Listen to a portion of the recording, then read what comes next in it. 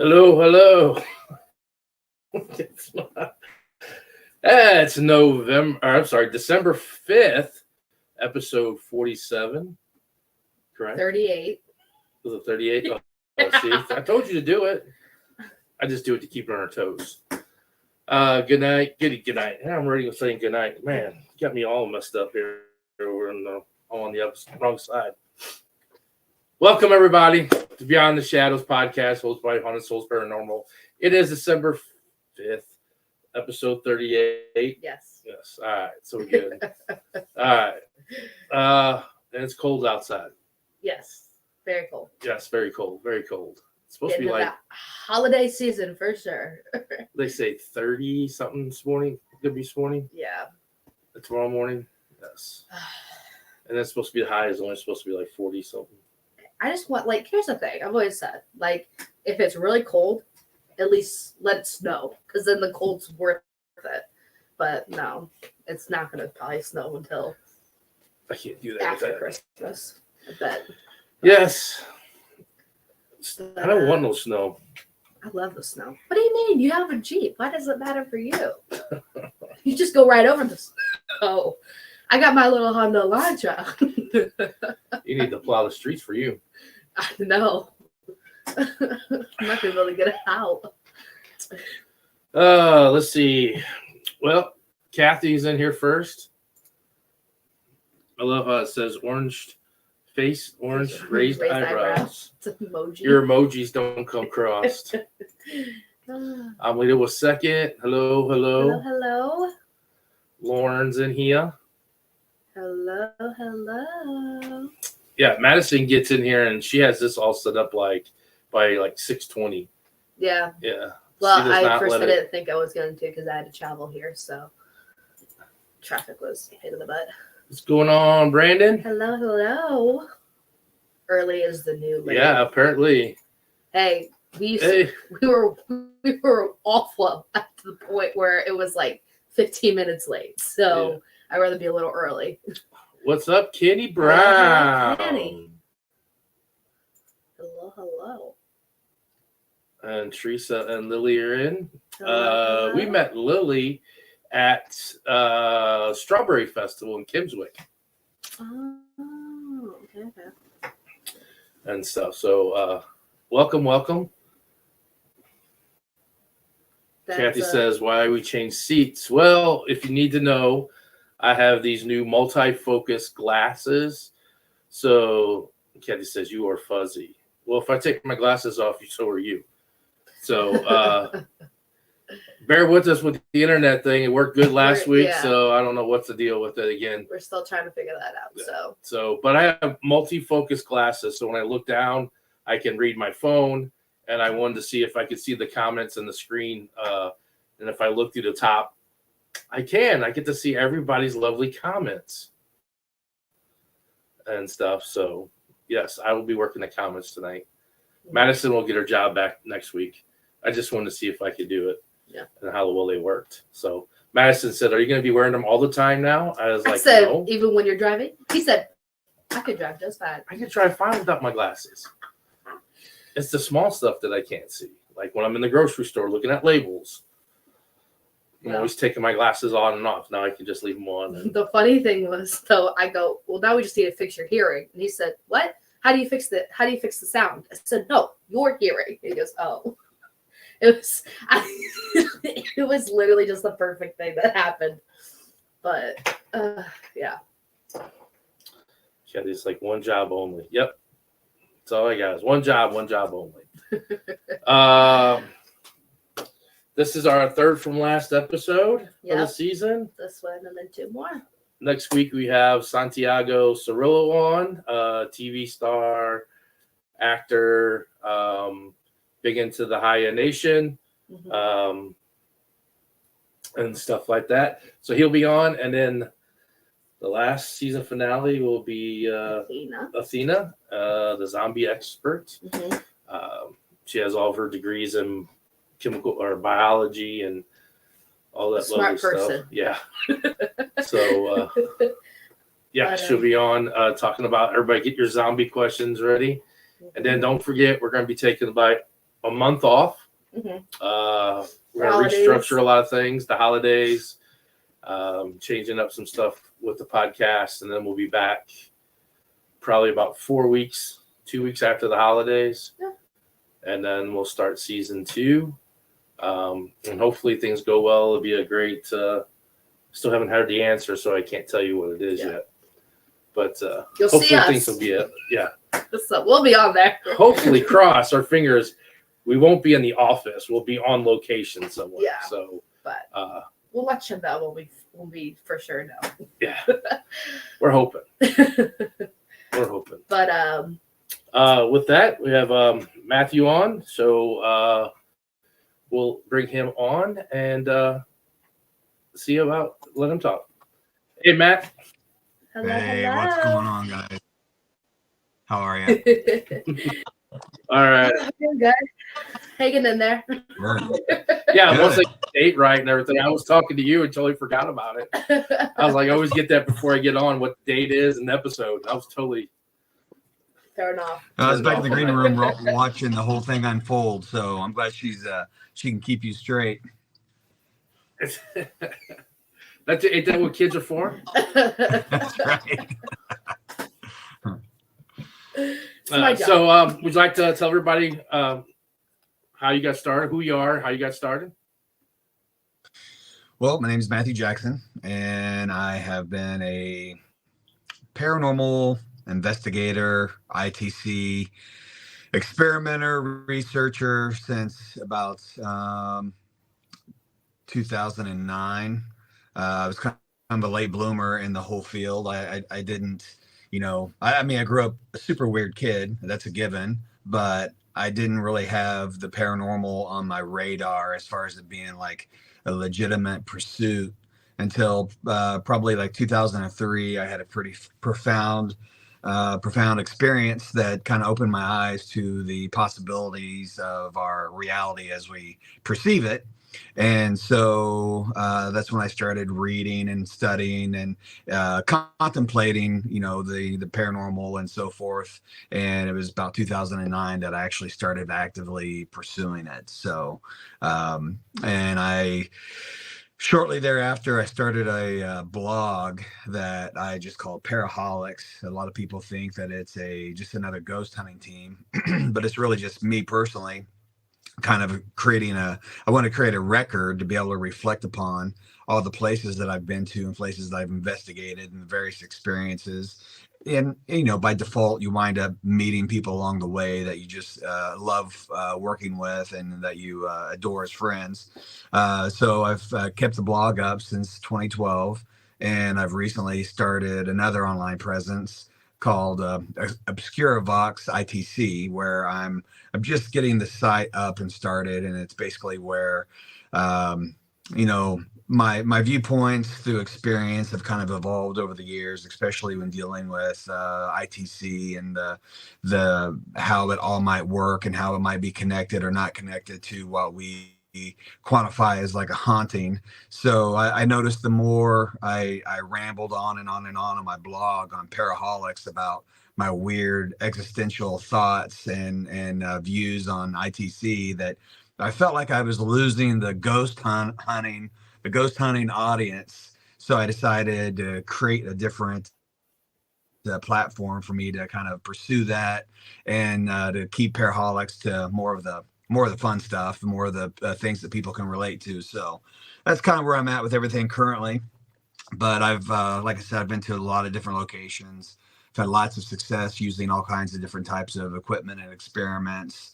And, when we met, I was a presenter at the Haunted America conference that Troy Taylor puts on right outside Alton, Illinois. And I'm presenting again there this year. And so I'll have my booth set up with probably an army of ghost boxes, and we're willing to talk about all things weird with weirdos. So it's something I really enjoy to do. So that's kind of, and that's the simple Cliff Notes of who I am and how I got here. So cheers. Yeah, there you go. Yeah, I got back on again. I remember your pictures with all the ghost boxes and stuff. And I believe when I saw you, I came over because I'm so fascinated with those. And I was like, "Oh, you make these?" And you said, "No, I just know everybody." And I did it again at the beginning. I was like, "Oh, you make the equipment?" And you're like, "Nope, don't make it." And I was like, "Oh, that's right. You show everybody else's stuff that they make for them." Yeah. Yeah, Yes, I'm very. go ahead. Well, no, I'm just very fascinated with the whole ghost box and like portal boxes. I think they're a little bit more clear than the spirit box. Yeah, so when I started getting what I call like boutique boxes, and what I mean by that are like the custom made boxes that are not like mass produced, like the S box or the PSP 7 or 11. Those are mass produced boxes, and not that they don't work, and I'm not saying anything negative about them at all. But the boutique boxes that I really started getting into, I got a little bit of a collector streak in me. So for one, I thought it was really cool to own all these really weird contraptions.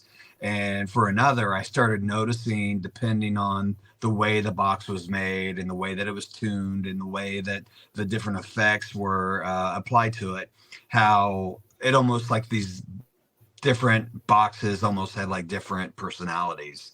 And so I got to where, I mean, there's just certain situations where I felt like I need this box or that box because this is what I need for this situation. So it became kind of a weird connection I've had with some of my devices. Not that I think that they're all like, you know, sentient or my ghost boxes are haunted, but I just felt like certain tools work better in certain situations, which is pretty unique. But I did have one ghost box though that was flipping haunted. That is like beyond a shadow of a doubt. It was the weirdest device I ever owned.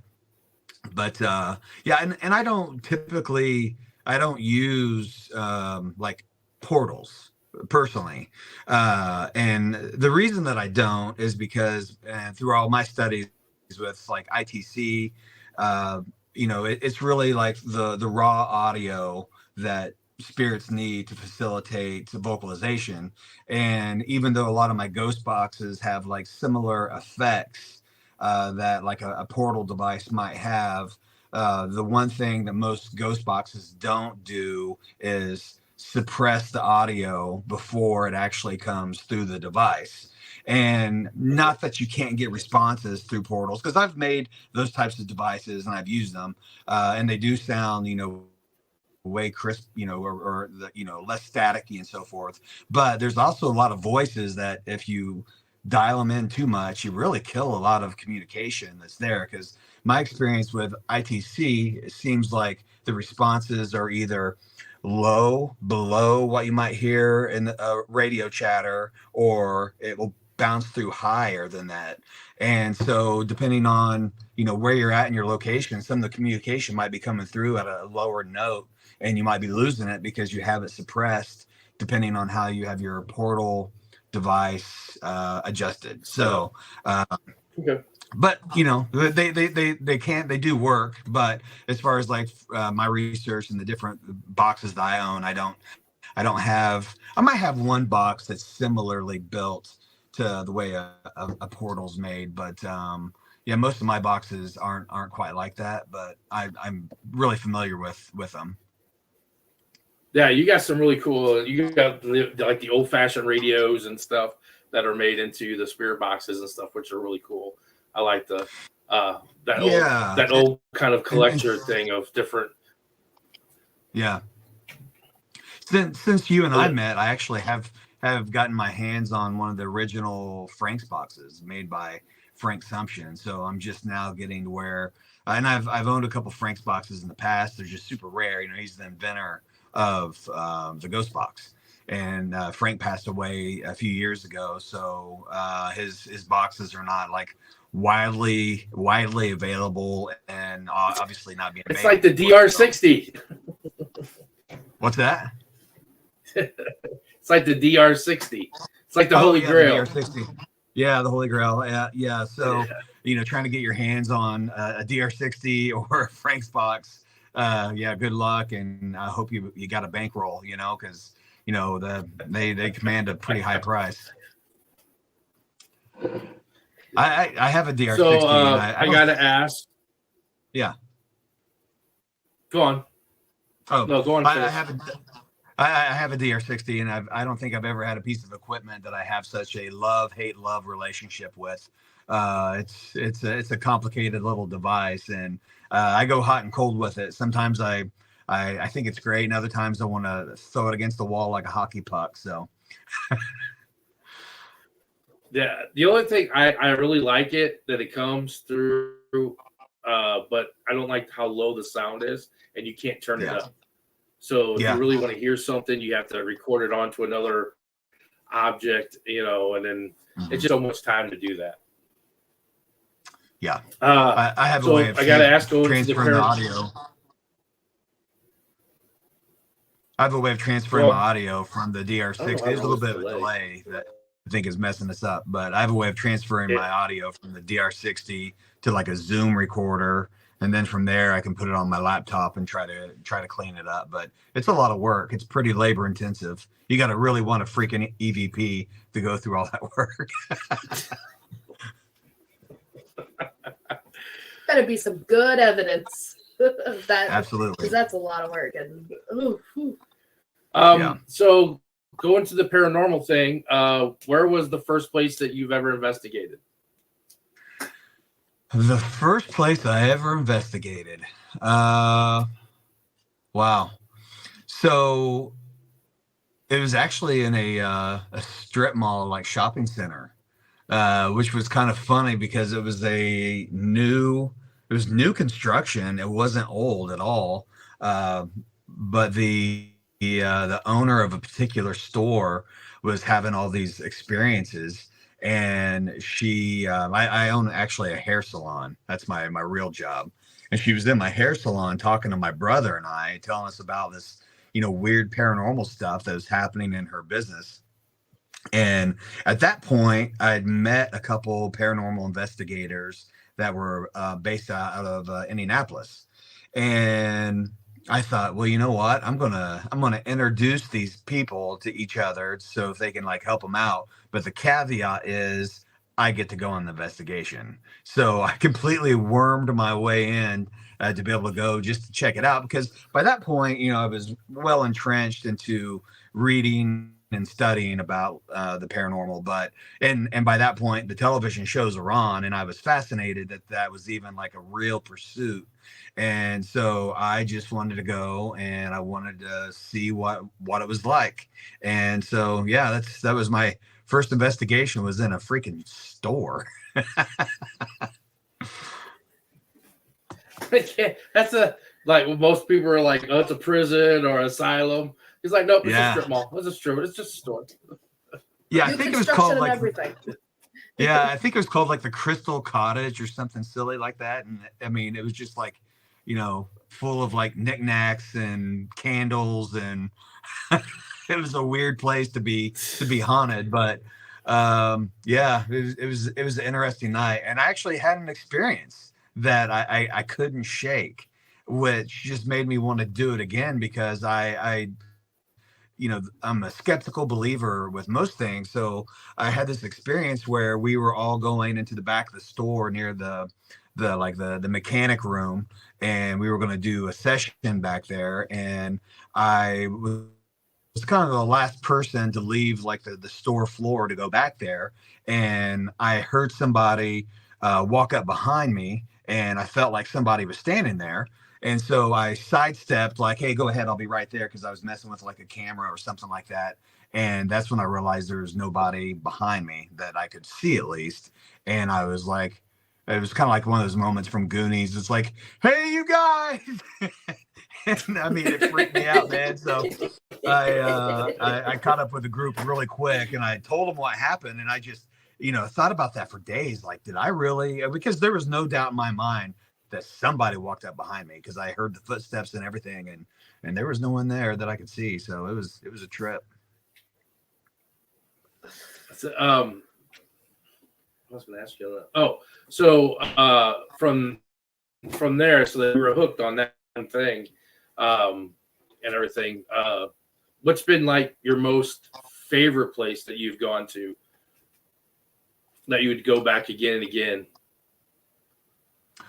Well, I've been to Waverly Hills probably about 10 times. Waverly Hills, in all my visits, there's only been one time I've ever been to Waverly, and it was really quiet. Other than that, that place never disappoints if you're going there for, to have an experience. I don't know if you guys have ever been there before or not, but it is one of those places that it's iconic, it's terrible for sound contamination. So if you're an ITC guy, it'll drive you crazy if you think you're going to get great audio in Waverly Hills. But if you just kind of relax and just sink into the environment and just take it in, and you're not worried about, believing that you're producing a television show, and just kind of immerse yourself in the environment, that environment will speak to you because it's freaking alive. I've seen and heard and felt things in Waverly Hills that I probably have never seen or experienced anywhere else. So, being so close to Louisville, it's pretty convenient. So I probably average, getting there probably, once a year or something like that. So feel pretty fortunate having that place close by. So that's probably the big location near me that I've been to multiple times. I've been to like Mansfield. I've been to the Lizzie Borden Bed and Breakfast. I've been to St. Albans down in Radford, Virginia, a couple times.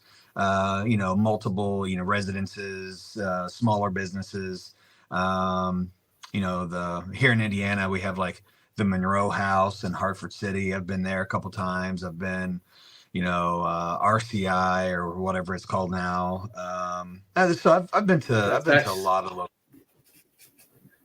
That actually, I didn't tell her that, but actually we're going to spend the weekend at the Monroe House.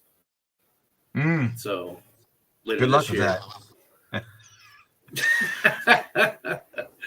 I didn't know that. I have a friend. Her name, I don't know if she's watching or not. Abby, she's on here, and she does the paranormal, and that's like her hands down. Abby's like, she's in love with that house. She's like, if I could move in, I would move in that house and live there. She's like, I just love it. It's like, she goes, it's a different experience. It's just every time it's just something different there. That's just, it's a fun. She thinks it's a great place. So I've been there. I've been there twice, and I have to say, if I ever have encountered anything, and I've heard with the Monroe House, it's either hot or cold. It's either super active or it's just kind of dead. And the one time I was there, though, I'm not one that really subscribes much to like demons and that type of. I try not to view the paranormal through a theological lens. I try to stay pretty objective in my experiences and anything that I come across. But that house did its best to try to convince me that freaking demons and Satan was real. I saw people in front of me get scratched and burned and upset and have to leave the house and almost throw up. And I was the only person in the room that was unaffected. And I think the reason why it didn't do any of that stuff to me is because I was the one running the camera, and I swear it wanted me to document its power and what it could do. And so I'm watching all this unfold, and I've always compared it to like a school of fish with a shark swimming around. I'm just picking people off one by one, and it was to this day the damnedest thing I've ever seen. And if I hadn't have been there, I'd never believed it if someone told me about it, because it was nuts. It was completely bonkers. And luckily, not all locations are like that, or I would have been a one and done back at the Crystal Cottage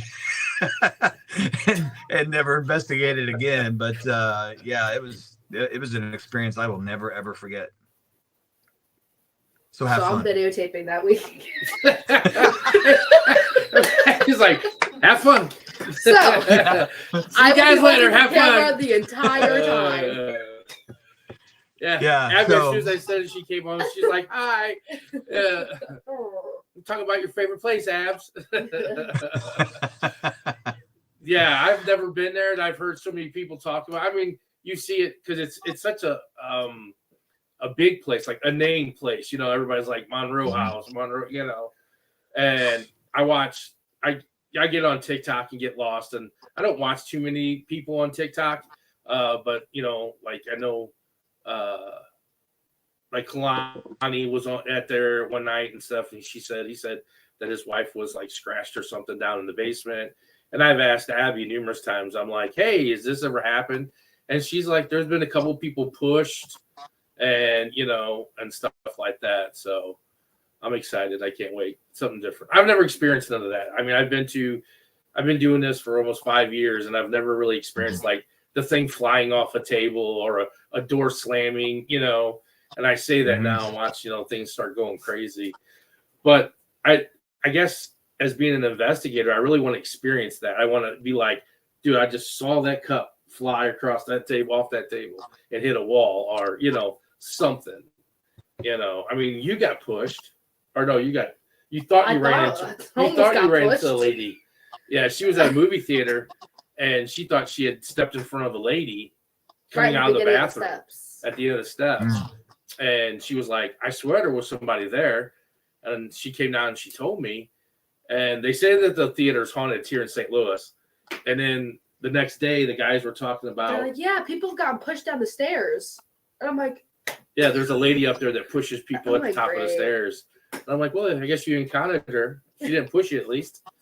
Here's the thing. I'm the scaredy cat. So Monroe House sounds awful. Yeah, I don't. She's scared of her shadow, but she does this ghost hunt stuff. I'm like.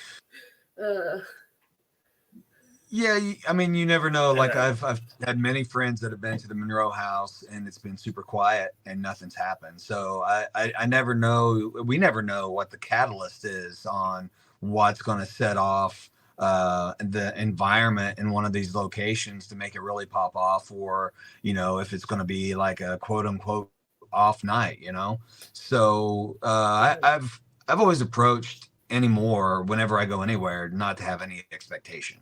I've always just been open to whatever may or may not occur and just kind of do my thing. And if, you know, something happens, I hope I get to document it. And if not, I walk away feeling better. Like maybe I'm not insane if I go to a place and nothing happens, because it adds credibility and validity to my other experiences that I have had or things that I've recorded. Because I start to feel like if every place we go, you know, we come back and it's quote unquote haunted, and we've had all this fantastical stuff happen to us, you know, maybe we should go see a shrink, you know, because the chances of, you know, all of us having crazy experiences and levitating and and things like that, you know, if that happened everywhere we went, you know, that'd be a big shocker, you know. So in some ways I kind of find peace and sometimes having a quiet night. It's like, well, nothing happened, you know, and I've been to places where, you know, multiple times where sometimes it's quiet, sometimes it's not. Like one night I went into Waverly and it was a really, really quiet night. Still had a blast, but you know, there's nothing paranormal that I could claim or an experience that anybody had that night that I can, you know, hang my hat on. Yeah, we went to Waverly, and I don't know, it was my son's bucket list place. And I don't know, you know, being the first time we were there, we did the podcast live from there on a Tuesday night and stuff. So there was only like 12 of us in the whole place. And the other, like, you know, 8 people left and one started investigating without us. Then when we were done, then we went out. And I think it was more of just exploring the place because we'd never been there before. We really wanted to, you know, to see everything and to see, you know, such an iconic place that we really did get a lot of, you know, paranormal activity. I don't think we stayed in the place long enough. I know sometimes we go into an area and we're there 2 to 3 hours in that one area, you know, and just trying to get something. Because as you know, as an investigator, it don't happen within the first, you know, 30 minutes or so when you get to somewhere in a certain place. So you have to, you know, it's like fishing. You have to sit there for a while A little bit. and bait, you know. Mhm. But I think we just kind of wanted to look around and explore, so we didn't really Yeah. get much. We'll have to go back and really investigate it and stuff. We Yeah. did get a couple things. We got the guy. The bathroom ghost. Yeah, we got the bathroom ghost. The bathroom ghost. He was, yeah, it was up on the top floor with the 2 rooms on the side, the 4th floor. Oh, the bathroom. Oh, On yeah, the balcony yeah. up there on the top of Uh-huh. the roof. Yeah, we were Yeah. on the right-hand side, which was the kids' ward, and it sounded like there was somebody in that bathroom there going to the bathroom. Like he had zipper and keys, like zippering up, and he had keys on his zip like a janitor or something. And we were like, someone's using the bathroom in there. We're like, hello? Did someone walk in? Like, when we were I was a little scared because I thought it was a human. And I'm like, hello? There was no one in there. Yeah. I was like, That was kind of The weird. lesson in that is how depressing would it be to be a ghost and still have to take a piss? You know, you go. You go Yeah. through your why do you whole think you life. say that? Yeah, he's still constipated at times. You're like, oh Oh, God. yeah. Last week He's having we were doing He's our having to eat ghost evidence. prunes. And Yeah. yeah, last week we were doing our evidence or whatever, and there was a guy, and they had shown a picture who they thought it was, and he had like a receding hairline, and then in the evidence photo it was a bald man. I'm like, maybe he lost all his hair. Okay, maybe ghosts still lose their hair in the afterlife. You still go bald in the I'm afterlife. like, That's who hilarious. knows? Damn, you think you would think it'd get better. Yeah, you think. They're still losing their No. hair. It's kind of like the whole thing. Yeah. Like, why do ghosts appear with clothes on? It's like, not me, man. I mean, I'm gonna haunt my birthday suit. And run around the hallway. Did you see that streaker? Running through a gas station, naked ghost, like running through. Oh, that People is- are, or you hate, you know, you streak through a gas station and everyone thinks, well, that place is haunted by a ghost of a girl.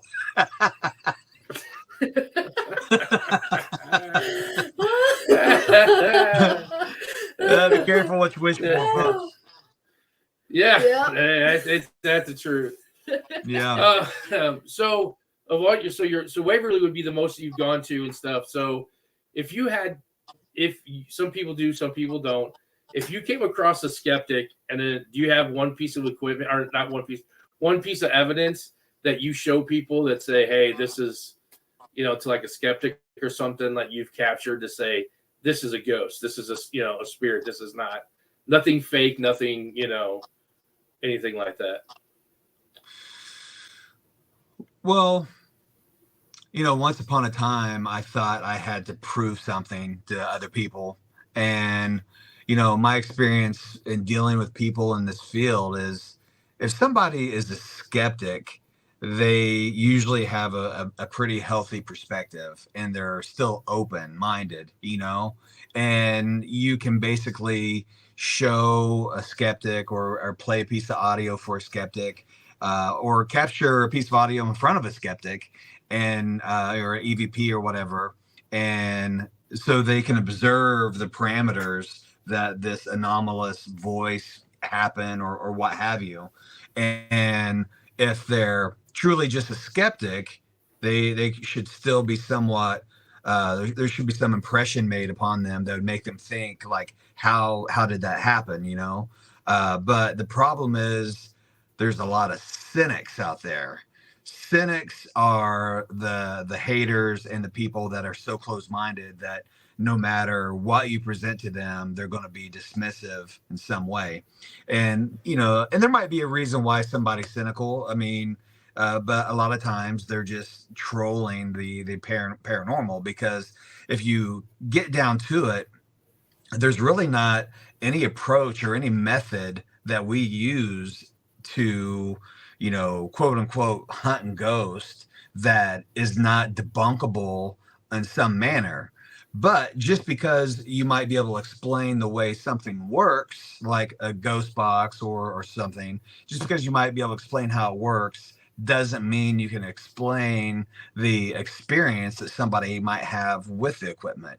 So that's why I'm always really careful when I go and frame anything that I do, like on my blog, that I really feel like it's important that, to gather all the data that I can, because I really can't prove that a haunting is real, but I can capture a really weird experience. So if I have like cooperative data, like my REM pod's going off at the same time, this is going off, and then I also caught a EVP in the same moment, and a door slammed.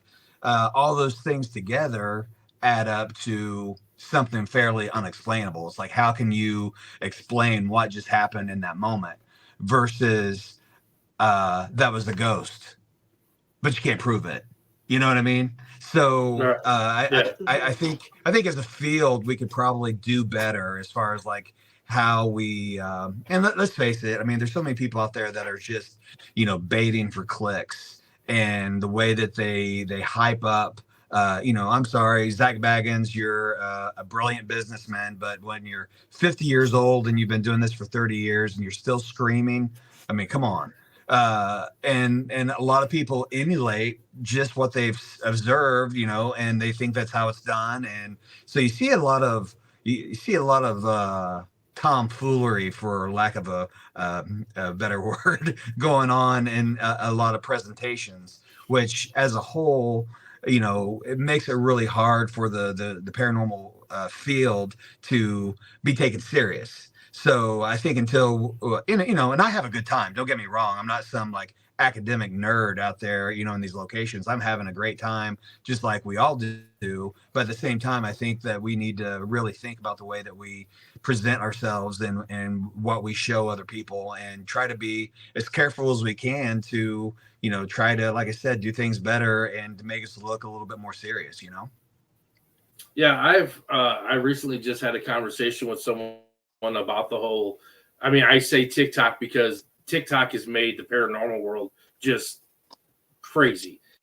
Everybody thinks that they're a paranormal investigator, and and trying to find things. And like you said, there's so many things that come across here. Like, I'm screaming at the camera, like, it's the window, you can see the shadow. They're like, oh my God, there's a shadow. And I'm like screaming at these people, like, debunk it, look at it. Because that's a lot of things that we do when we do our events and we're doing stuff, is when we come across, we try to redo everything we can just to make sure that that wasn't just, it was a light, or, a car driving down the road, that, there was an earth shake or something that made that rim or that cat ball go off or something.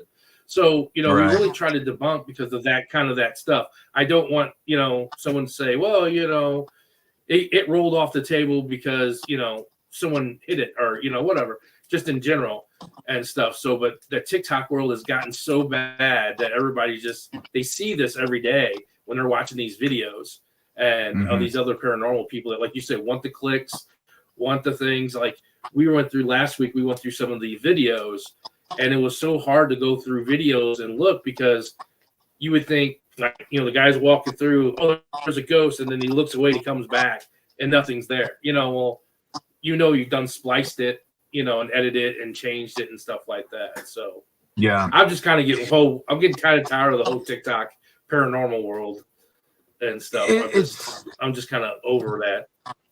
Yeah, and I get the I get the appeal, I guess. I can understand, like, why some people fake things, or the way they present things, and they over sensationalize. And, I think there's just some people that stumble onto it, and, they get addicted from the attention that they have gotten by posting a video like that. And, there's an audience for it, though. So, which tells us that people are still, entertained by the possibilities of the paranormal being real. It's just when you put in the legitimate hard work, and like you said, it's like fishing. Sometimes it's like watching paint dry too. It's just like, it's not the way that it's presented in these like 30-second TikTok clips, you could spend, half your life chasing a moment like that and it may never ever happen.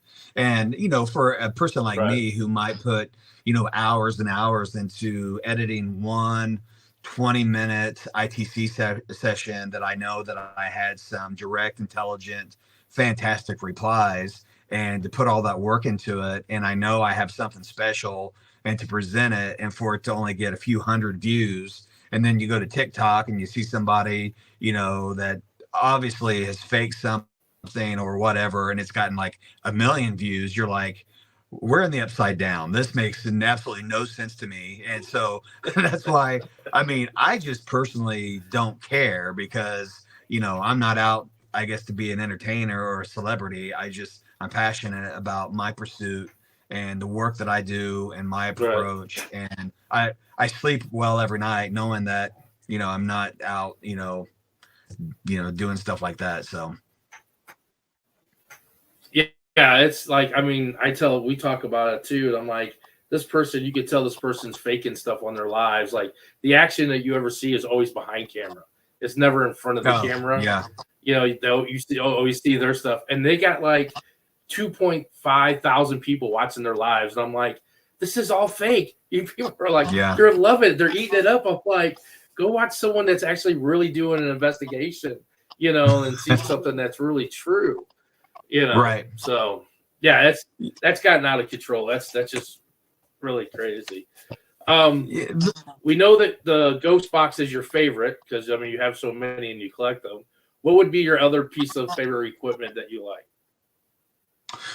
Well, I do enjoy ghost boxes, but I have to say that I've learned over time that you can take an ITC device and pretty much get a response anywhere you are. So I don't feel good about going into like a residential case, or just when you're trying to like prove or disprove, or find out if a place is haunted or not. I don't feel good just going in with a ghost box and turning it on and hearing something strange and saying, "Yep, case closed, it's haunted."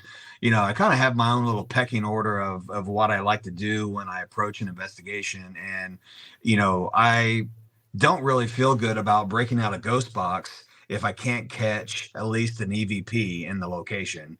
Because to me, a EVP, just using a digital recorder, it's a localized, it's in your proximity. You're not, getting radio signals. You're not getting, any type of, it's not a receiver of any kind. You're just using, besides, just the audio that it hears.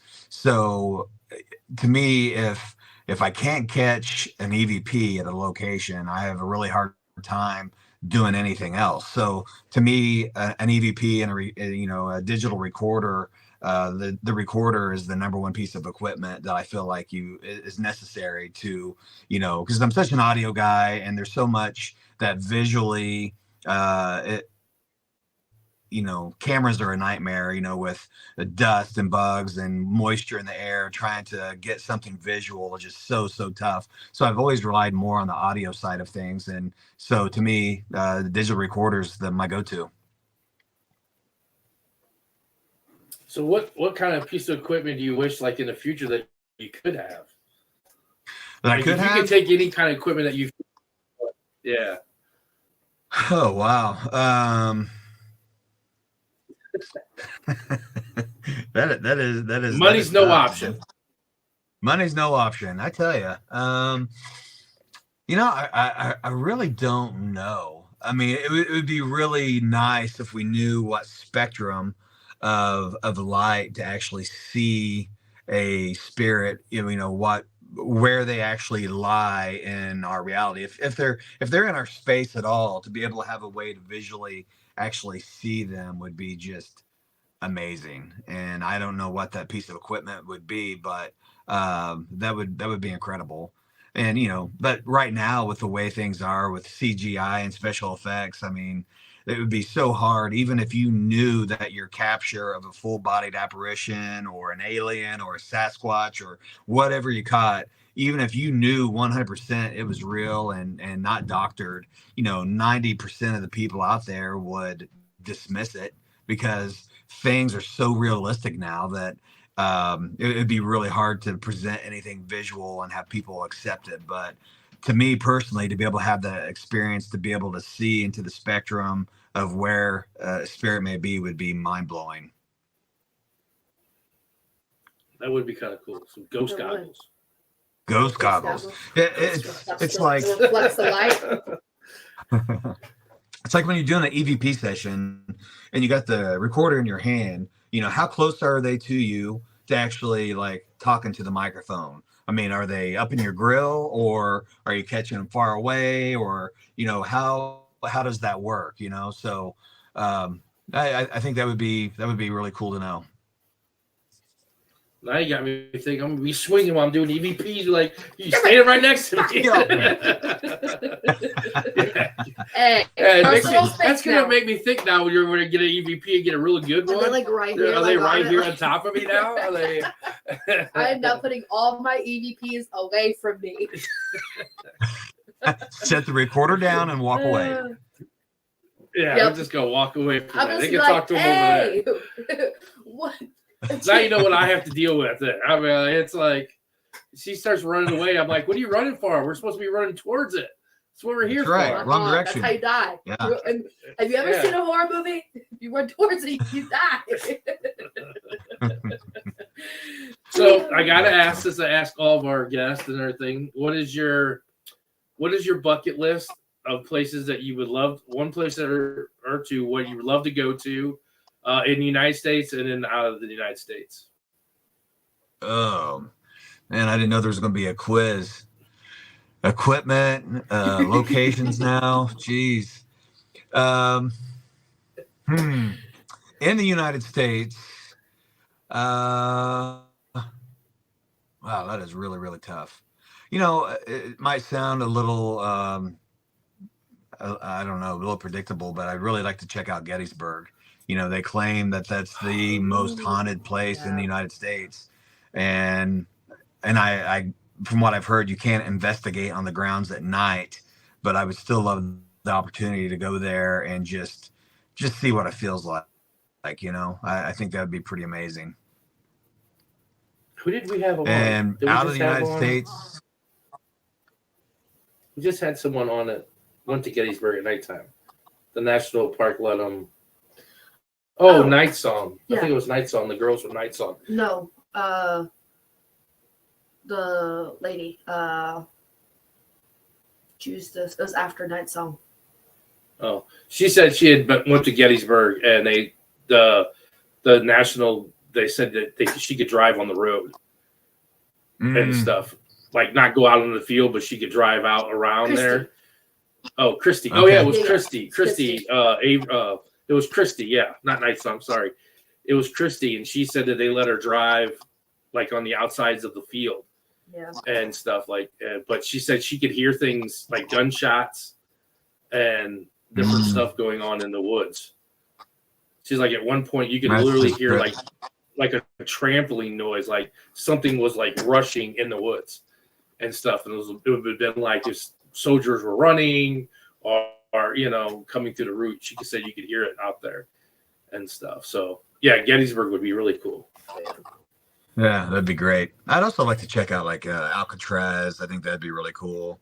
That's mine. Yeah, that'd be pretty awesome. You know, I when I went to Mansfield, the Ohio State Reformatory, that place is so big. I kind of felt like you did the first time, the only time you went to Waverly. It's just like I felt like it was more of an urban exploration. I just basically wandered around that place till time was up. It was so big, so massive.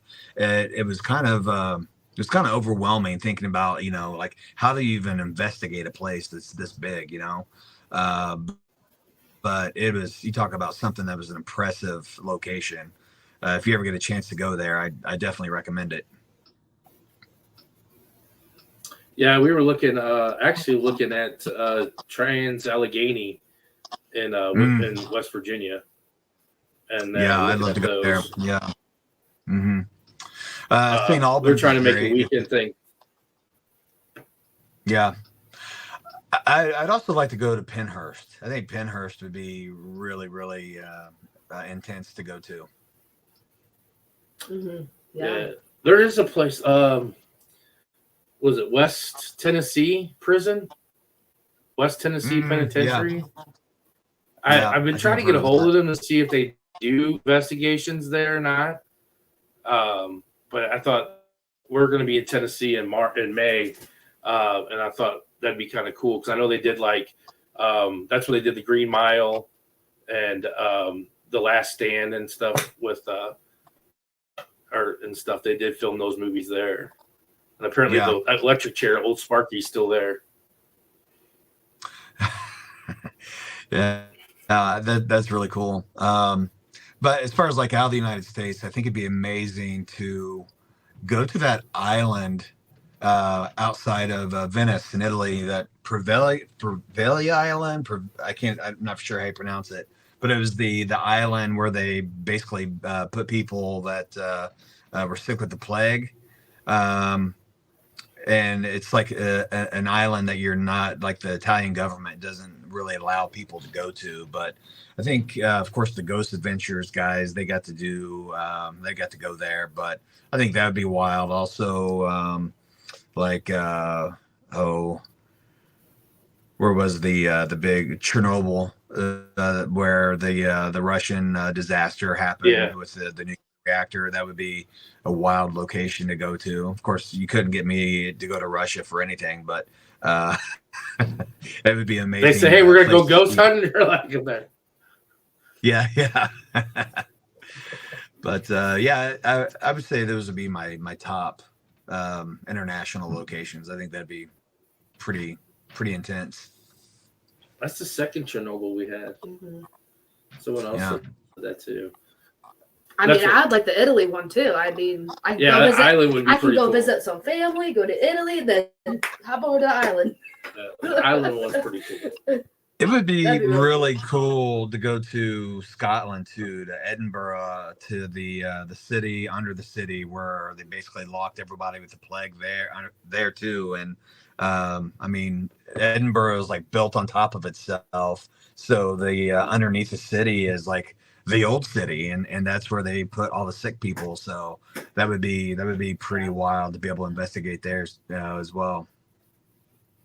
Yeah, and we talked about before is like there's a lot of out of the country places that have very like sad or kind of more of like that negative energy of like the emotion side of negative energy. And we've talked about before where just feeling that kind of energy and the difference of that kind of haunted to our kind of haunted that we go to prisons, which you do get that same energy, but it's on a total different, um, you know, level of it. And just like feeling that kind of energy would be an experience to have. When you think about the depth of history, places overseas would have compared to, how young, you know, if we have a 50-year-old Walmart here in the United States, that's like classic architecture compared to, like, what you can experience overseas. It's just, we can't even Yeah. imagine, what that would be like to be able to have access to, like, the catacombs and castles.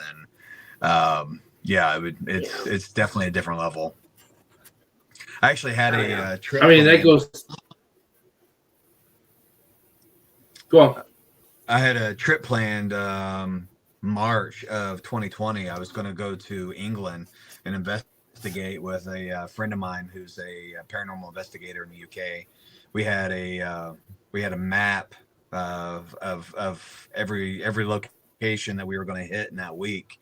And the day that my flight was due to leave was the day that travel got shut down because of COVID, from the United States to London. So never got to make my trip to England. I'll never get over that. But it was going to be a week to remember. We had so many cool places we were going to check out. It might have been more than a week. You got out of there. If you would have left a day early, you might not have got back for a while. There's a really good possibility.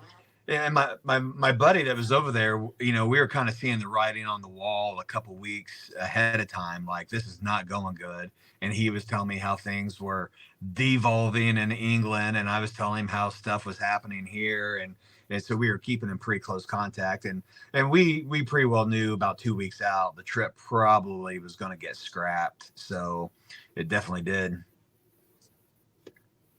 Yeah, that sucks. Any plans for in the future to go over? No. See, last I talked to him, he got a divorce and was couch surfing at his sister's place. So I told him I'd never come see him till he had his own house again. So once that happens, the English trip is back on. Once that happens, we're back on. Yeah. So I have no plans of going back. I would love to go though. I do have some other friends over there that I would love to go see and explore, but just haven't done it yet. Yeah. Back to the TikTok. I mean, during the daytime I watch it, and you see all the English people because their time difference. They're over there investigating. They have some creepy ass places that these people investigate. I'm like. Just like the paint's peeling off all the walls and stuff. I'm like, where in the hell are these people at? They're like, oh, we're at an orphanage that we used to, like so many kids, they tortured kids or whatever. I'm like, holy crap. I'm like, that is just crazy. And this is where we ate the children. Yeah, I like watching over there. Yeah, this is where they, So I like watching over there because you see. I think about every pub in the UK has a ghost. There's just such a rich history over there when it comes to the supernatural. So I have a lot of clientele that come and see me that are from the UK, and the stories that they have and experiences that they've had. From little cottages in Wales to just the Highlands of Scotland. I mean, there's just those stories are everywhere. That'd be really cool. And when they tell those stories, it's about 10 times scarier than when you tell stories here. I've heard a couple people tell stories, and I'm like, it's the accent. It's just the accent. It's the accent. I swear. Yeah. That's why I thought it'd been awesome for me to go to the UK, so I'd be the one with the cool accent for once. But it didn't happen. Yeah. What is your most? I would say, what has been your most freakish or most scaredest moment, if you've had one? I don't know how easy you scare or not, but what would be one of your most, like, holy shit, that just really happened? It was probably the event that happened to me in 2003 that really got me interested in the paranormal. And I think this phenomena has a bigger impact when you are not looking for it, when it's unexpected and it just happens to you, versus you put yourself in a situation where you want something to happen versus where you're in a situation where you never dreamed like anything like that exists. So psychologically, it definitely did a number on me, more so than a lot of the experiences I've had since. But a friend of mine, he was kind of an atheist dude. He really didn't have any like real spiritual bone in his body. And he bought this house that's not too far from where I live right now. And he invited me over to come see his new house. And so I went over there, and as he was giving me a tour, and it was a huge place. I mean, it was like 8,000 square feet. It was just a massive home. And as we were walking through the house, I happened to notice, he hadn't even fully moved in yet. I happened to notice that there was this pink film around all the windowsills. And after noticing it in more than one room, I finally asked him, I was like, what is this pink stain around all your windows? And he started laughing and telling me that the previous owners thought the house was haunted. And they brought in some sort of practitioner of something to do like a cleansing ritual to get rid of the evil spirits. And he laughed. And I laughed, and we went on, and he was more disgruntled that he was going to have the entire house repainted. And so fast forward like 6 months down the road, I'm talking to him and he's like, oh, by the way, my house freaking haunted. And of course, I at that point, I just thought it was funny, because if you knew my buddy and how, he's like this adult ADHD guy, it's like imagine him, being haunted was kind of it's pretty humorous. But he was telling me some of the things that were happening in his house, and I just thought it sounded weird, and just that felt like he probably needed his medication or another bottle of whiskey, or I didn't know really what to think. But it was summer of 2003 that he had me over, and he was like an amateur astronomer, and he had a really impressive telescope on his back deck, and he invited myself and a gal over just to grill out. And the big thing at that time was Mars was incredibly close to Earth. So he actually invited us over to grill out some chicken and to look at Mars through a telescope. So we were hanging out on the back deck, and we were sober. I need to preface the story saying we were not drinking. But we were hanging out on the back deck, and it was so starry. I mean, he lived on this hilltop, and it was so starry. I mean, it was almost like there was no words to even talk about how beautiful the sky was that night. And there was no artificial light contamination whatsoever. It was just that everything was super bright because the sky was so bright. And he was on one end of the deck, sitting on a stool, looking through the telescope, zooming in on Mars. And in the meantime, myself and the other gal that was there, we were standing on one end of the deck, and I had a big glass of water with me. And you talked about, having a glass thrown at you. Well, I set my glass of water down, and we're standing there, and nobody was talking because, like I said, we were just trying to take in the moment. And at that point, I heard somebody whisper in my ear, and it was on the side where the girl was standing. And so I thought she leaned over and said something to me, but she had the same experience. She heard the whisper and thought that I said something to her. So we both turned to each other at the same time and had that whole moment of like, pardon me, what did you say? And at that moment, my glass freaking just got like punched up in the air, and this glass went end over end and threw water all over both of us. And so our moment of, pardon me turned into like a whole string of expletives. And I mean, it freaked us out, scared us to get to death. And the glass went flying by. And my buddy who was at the telescope, I mean, we're back here wet and cussing, and he never even looks up from his telescope. He just says, oh, that's just the ghost. That kind of stuff happens all the time. And buddy, I was out of there in about 30 seconds. I was like, screw you. Screw your ghost. I'm never coming back. Scared the living daylights out of me. And so fucking nonchalantly, he's like, look through it, he's like, pardon me, that's the ghost. Don't worry about it. Yeah. That's just Bill the Ghost. He does it all the time. Yeah. True story. Oh yeah. My buddy who lived there, because he was just wired differently than anyone I've ever known, he was more agitated that he had a ghost in his house that wasn't paying him rent versus the fact that there was a freaking ghost there. He's like, I don't care if they're here, but quit moving my stuff around, or pay a utility bill. I can imagine. Yeah, so I can imagine coming home all day. God damn it, you moved the damn table again. Yeah.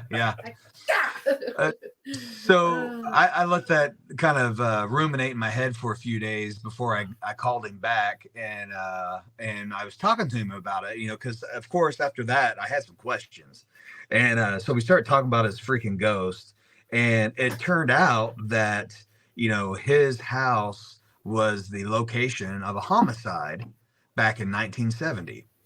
And not only was it the scene of a homicide, but the person who committed the crime was actually a close friend of my grandfather's. And so that's when things took like a much deeper turn for me, because it really sent me down the rabbit hole of, what makes a haunting? And the big unsolved mystery about this whole case is the to this day they've never been able to identify who the identity of the victim who was actually killed there on the property. So I had this moment of that whisper in my ear. Could that have been the ghost of the guy who was killed? And what was he trying to tell me? Could he have been trying to tell me maybe his identity or asking for help, or, so it made like psychologically made like a big impact on me. And that's when I started researching, trying to see if there was like a way to hear a ghost. And so from that moment on, that's what I've basically been chasing. And that began my obsession with, ITC work and, EVP and so forth. So that's what started it all. And that's probably the moment that scared me the most, because I was not looking for it. Seeing people get scratched and burned in Monroe House. I mean, that's just a Saturday night. Yeah. But having a glass of water thrown at you, screw that. Yeah. The best part is like, oh, don't worry about that. It's just a ghost. That's the guy. He's just okay. Yeah, just a ghost. Yeah. Yeah. Like, That's a ghost. Like most people have been like, my house is haunted. And he's like, bastard, don't pay rent. Oh my God. Absolutely. So yeah, that's my You're like, have fun looking at story. your Mars. I'm out of here. Yeah. Yeah. You have fun looking at Mars. I'm out of here. Yep. Peace out. Oh my God. Yeah. Peace out. So where can everybody find you? What social medias do you have? And well, I tell you, if you go to paraholics.com, that's my blog that I've for years kept up with, like my paranormal investigation stuff, and there's links there to my Twitter and every other account. And then my new site, which is slowly being developed, is the obscuravox.com. And that's where I'm basically focusing on just my ITC experiments. And I'll be putting more posts up here pretty soon, because there's some videos I've been working on that I hope to get on there soon. But everything's going to be on the Paraholics YouTube channel. So if you follow that, you'll also see my Obscuravox videos. So I'm not creating like a completely separate channel or anything like that. Yep. So everybody go check him out and stuff. And if you're in town for the Great American Hauntings or American Hauntings, Paracon, you'll be there. And you're speaking, you said? Yeah, I'll be speaking this year. I'll be doing a workshop presentation actually with April Slaughter. So her and I, she has more mediumistic type gifts, and of course I'm just an ITC guy. And her and I have had a couple chances of working together, and so we're going to be doing basically a presentation on combining the two techniques of mediumship work in conjunction with electronic mediumship through ITC devices. So it should be a really interesting presentation. I have to check that one out over there. Yep. Yeah. Sure. Come to the workshop. I think it's going to be Oh yeah. Troy posted the events, the after hours events, and I think our presentation is going to be at the Mineral Springs Hotel. So that's a bonus when you get to go hear about haunted stuff in a haunted place. So it'll be fun. Yeah, we'll be there Saturday night. We're going to investigate Saturday night at Mineral Springs. Speaking of it. Oh, shout out to Lauren. Speaking of which, Lauren, it's her birthday. Lauren said I'll have to sign up for the workshop. Yeah. So, yeah, that's Lauren. Yeah, please do. Please do. We met her last Paracon. Yeah. Thing. There you go. Our internet does it. It's all right. I'm supposed to have the best internet, and you see what happens. It's 1 week. Last week was a new router box, and everything was beautiful. We were clear. Everything was great. Nothing froze up, and we're right back to square one again this week with the router. So, but what I was saying was, it's Lauren's birthday tomorrow. So happy birthday, Lauren! And we're actually going to Mineral Springs this weekend to investigate. Oh, cool! Enjoy. The place is massive. It is deceivingly large.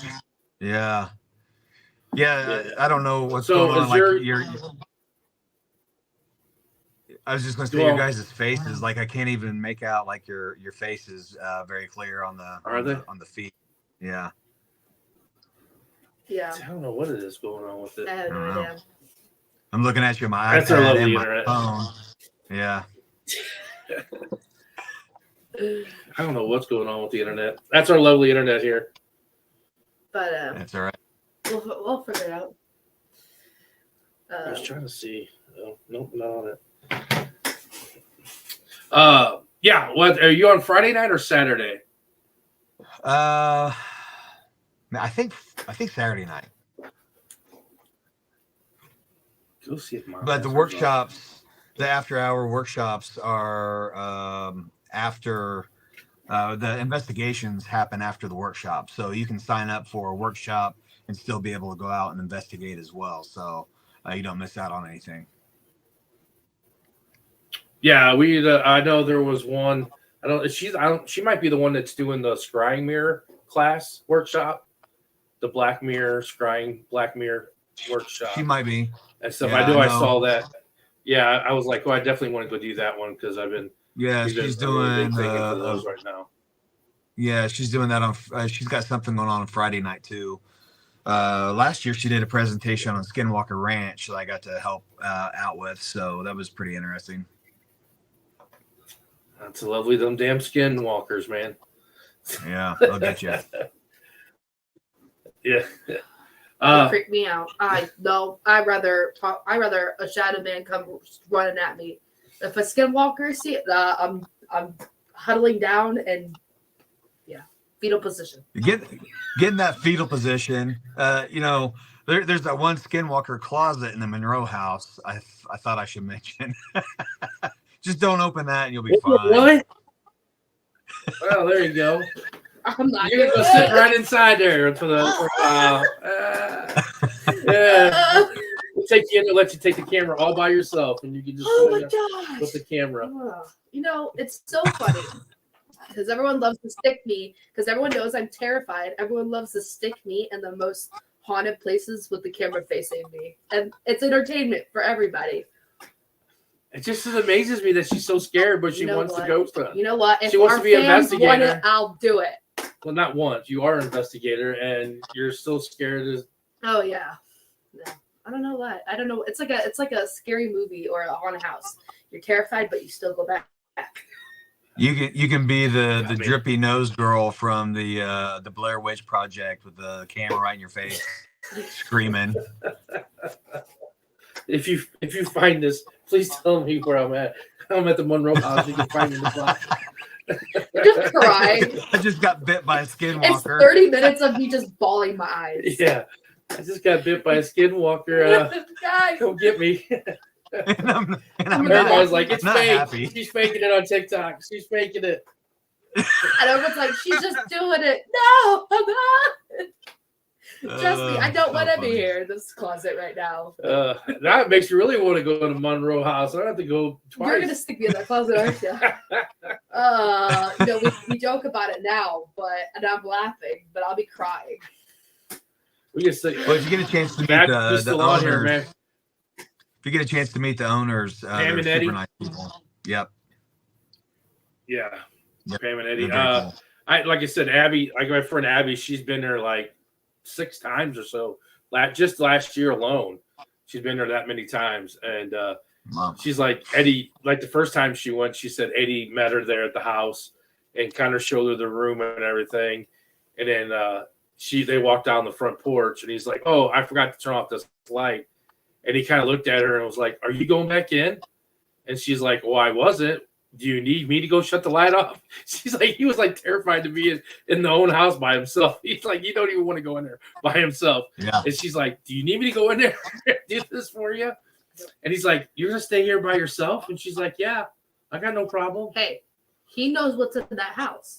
I don't blame him. Abby does. She stays there by herself. She just hangs out in there. And Abby's a different breed, okay? She's not. I'll tell you right now, I've never seen this woman afraid. Never seen her scared. She'll go in the most scariest places, But God, let a bat come towards her. Oh, that's over. It's over. She is terrified of bats. Oh, that's funny. It's bad news. I'll have to send you guys the link to my Monroe House post because I got a pretty good history written out about the place. So maybe it'll help you guys before you get there, just to have an idea of some of the background of the history of the house. Yeah, she had mentioned it. I was going to do a 2-night event and stuff. And she's like, well, maybe you should only do 1 night and go investigate yourself, so that way you know. So now I'm thinking maybe we should do 3 nights and just do like Thursday, Friday, Saturday. The house would know you by then.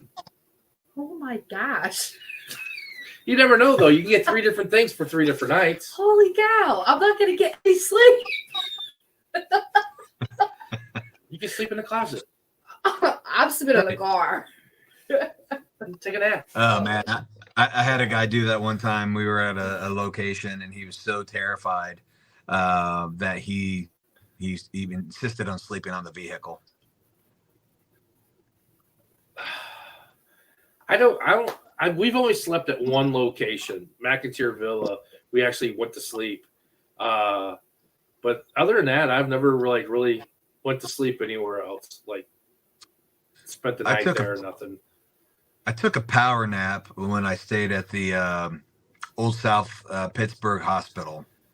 It was probably about 3-4 o'clock in the morning, and we decided to call it a night, and just found one of the beds. There was a bed, and then there was another mattress on the floor. So 2 investigators like collapsed on the mattress on the floor, and I fell across the bed and instantly just passed out. I was exhausted, and I woke up to something shaking the hell out of that bed. I went flying off that bed backwards so fast, like across the room. That was another like freaky moment that happened to me. I will never forget that. I mean, that bed was moving, and my buddies, they were asleep, man. They weren't shaking the bed, messing with me, because I scared them when I started like flying backwards, screaming, trying to get off the bed. That was an attention getter. No, thank you. Madison must have been sitting on the bed. She was shaking. I didn't have the greatest. I have to admit, though, man, I didn't have the greatest experience sleeping at McIntyre. I woke up and I believe I still to this day, there was a huge shadow standing over me, like reaching to grab me, and I screamed like a girl, like literally screamed like a girl. And I thought I was dreaming, and then I went back to sleep, and I was like, well, that was just a dream, you know. And then I woke up the next morning, and the guy that was in the bed next to me was like, dude, what the hell happened to you last night? He goes, you screamed like a little girl. He goes, I never even heard anyone scream like that. And I'm like, damn, it wasn't a dream. I was like, that shit really happened. All I know is I wasn't here to think. I had my AirPods blanket, 2 blankets wrapped around my head with my hood up, and I was on the ground. Here's the thing was that even if I was dying, he never even came to check. I said, what did you do? He's like, I just pulled the cover up over my head and closed my eyes. When I spent the night at the Lizzie Borden bed and breakfast, my brother and I, we got it was like one room, but it had like 2 separate bedrooms, and we had been up wandering the house, investigating, and drinking beer, playing with Ouija boards. I mean, we just got super weird. And we went to bed that night, and he was like a little freaked out. He did not want to sleep in that bed by himself. I was like, dude, you are not sleeping. We're not 8 and 5 anymore. You're not sleeping in bed with me. And so he goes and he gets in the other bed, and I'm in my bed. And at some point, I feel somebody get in bed with me. And I'm like, oh, I'm freaking going to knock him out, man. And I opened my eyes, and there was nobody in that bed, but I could feel the depression of somebody laying down in that bed with me. And that's when I was like, Bubby. I was like, I think I'm gonna go get in bed with my brother. There was like no cat, nothing. And what was really crazy is the next morning at breakfast, there was actually a descendant of the Borden family that was actually there. And she asked how we slept, and I said, fine, until somebody got in bed with me. She's like, what room were you in? And I told her the exact same thing happened to her when she stayed in that room, except it got in on the other side of the bed from what I experienced. So that was incredible. Damn. Some of the weirdest things happen when the cameras are off. I mean, that's Oh, when yeah, I've had I some of the mean, craziest. yeah, I've captured, like, everybody asked me the question, have you seen a spirit? And I'm like, yes, I've seen 3 apparitions. I've seen a doppelganger. I've seen shadows. But every time, and I tell everybody, every time that I've seen an apparition, I wasn't like expecting. It was just caught. I looked a certain way and they were standing there. There wasn't, it wasn't like, oh, it just walked across while everybody was standing there. It was a little boy peeking around the corner at the end of a hallway of Mineral Springs is where I saw my first one. There was a little boy peeking around the corner at the end of the hallway. And that's why we were packing up our equipment and stuff. So, I've seen him was the first, and the other ones I've seen at Indiana State Sanitarium is where I've seen the rest of all of my, that place to me is just one of my favorite places. That place is just crazy. Yeah. You think, have you been to that think one? about, yes. Yeah. A couple times. I love that place. You think about it though, these locations that we visit over and over and over again. You think about, you try to put yourself in the position, if ghosts are real and if ghosts, are trapped or they decide to stay in these locations, how freaking depressing would it be to have people night after night asking you the same questions and wanting to talk to you about your most favorite moment of your life, that one time you died?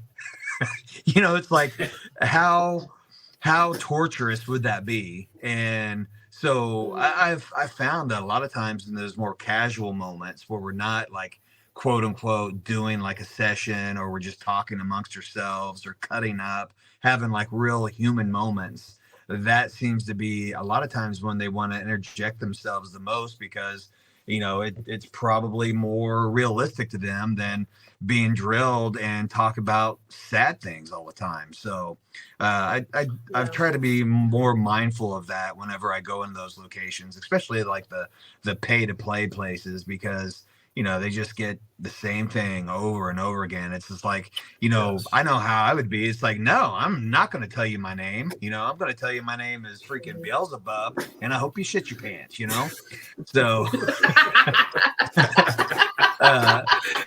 that would be me or something. If I was haunting something, I'd just fuck with people. Just make sure that they think, demon. There's a demon here. Yeah, absolutely. And that's the reason, like, good. Oh, I mean, just you think about how many get outs we get. I mean, the cliche is real. I mean, for every get out EVP I've had, and it's like, it's no wonder, because we got to just bore them to tears, and it's got to be just agonizing, Yeah.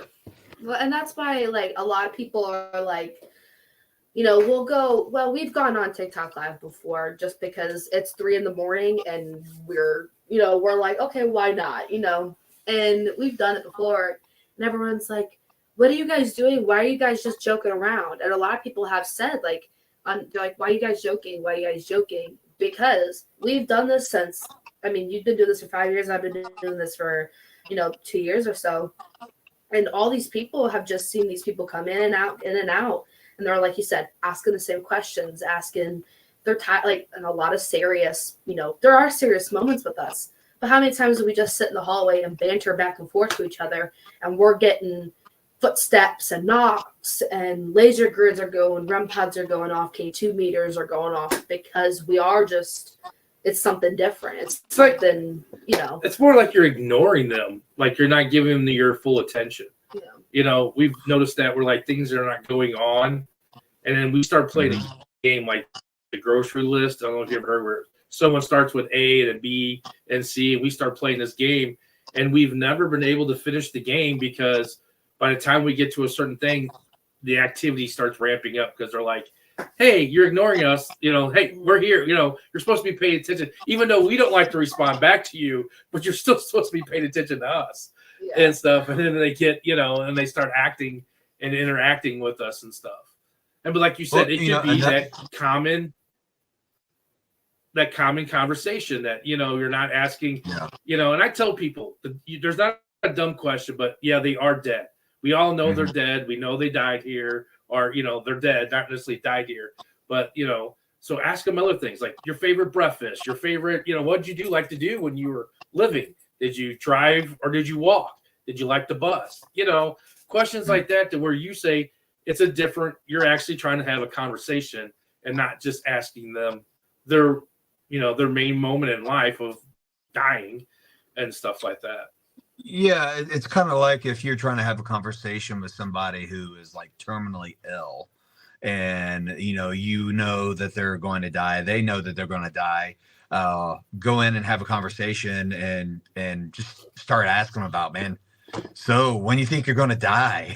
I mean, it's not the way you treat people, and another way to kind of look at that too is when you kind of change the frequency of the moment and you raise the vibration of like death and darkness to laughter and those type of things that draw like a community closer or relationships closer.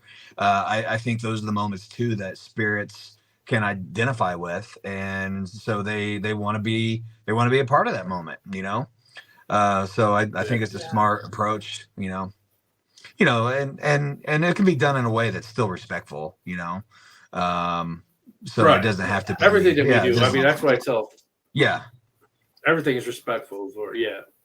Yeah. I mean, I've had like some terrible things said to me through like ghost boxes and things like that. And I mean, I'll never forget one time I was at the St. Albans Sanatorium, and there's one ghost there that I can't even find any historical record of this person ever existed, but there's a room in there they call Donald's room, and Donald is the most vile, sexually explicit ghost that I have ever encountered, and the stuff that he will say is just I'm sorry, but it is hilarious. And one time I asked Donald, I asked him what he wanted, and he basically was like, to kill you, God, and everybody. And I just started laughing like, holy crow. It's like that was your moment. You You're don't like, get so many "All right." opportunities to say anything, and that's what you had. That was the best you had. That's what you got to say. Yeah, it just struck me as so funny. And then a few minutes later, he's telling me he likes bacon. So whatever. Who doesn't? Everybody likes bacon. Everybody does, even in Donald. The spirit world. Yeah. Yeah, I need to bring Donald some bacon. And remember, if you ever go to St. Albans, bring some bacon. Just the smell of it. I recommend it. It's a neat place. It's a very neat place. And then where's that located? Radford, Virginia. Is that in West? That's Western Virginia too. Yeah. Virginia. Yeah. Oh, Virginia. Okay. Yeah. Any other questions? Ask us. All right. You got any questions for us?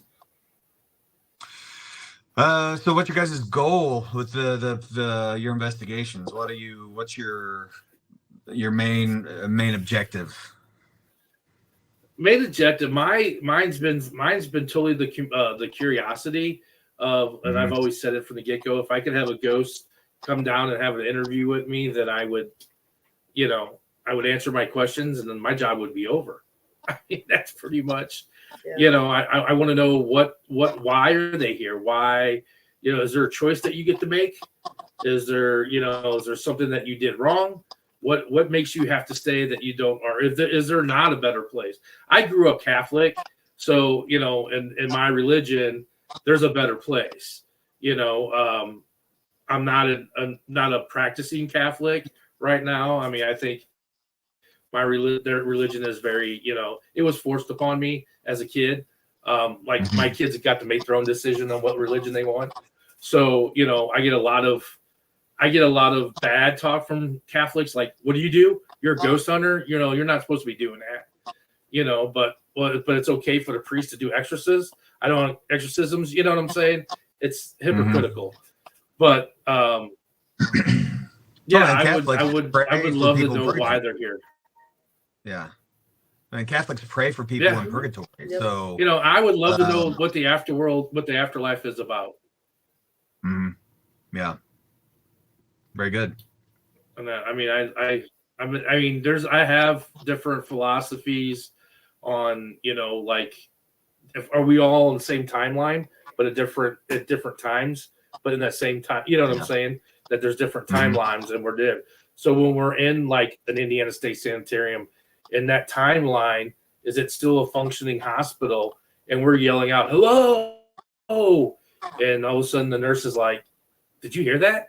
And do they think we're ghosts? The veil was that thin enough that moment in time that they could hear us, or we can hear them, or we can see them, and they can see us. Are we ghosts to them? Are they living? It's just a lot of questions. I just like to know, do they live their same day, their last day? Or are they just living a normal life? Right. Kind of goes back to your whole custodian pissing in the bathroom, Waverly Hills on the 5th floor. Where the veil is just thinner. I mean, was he just cleaning? Right. Yeah. Yeah. Was he was he cleaning and decided he had to go to the bathroom? Yeah. Right. I don't know. That's kind of like, I've never knew. I'm not doing it to be famous. I don't think we're ever going to be famous.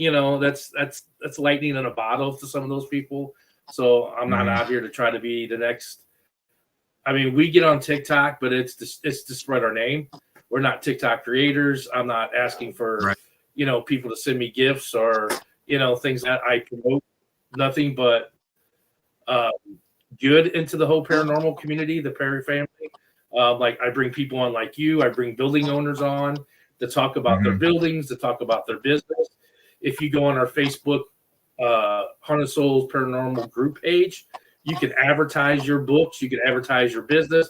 We don't mind that. Anything that you have or you want to promote, we do that. I'm all about giving back. We have a lot of things coming up this year with like maybe, classic card trick or treat. Next year, we're working on maybe Toys for Tots, doing stuff that you don't see. I mean, you do see some, but you don't see a lot of the paranormal, groups giving back or not really giving back, doing other stuff. Then, and I'm all about, and I have just getting our name out there.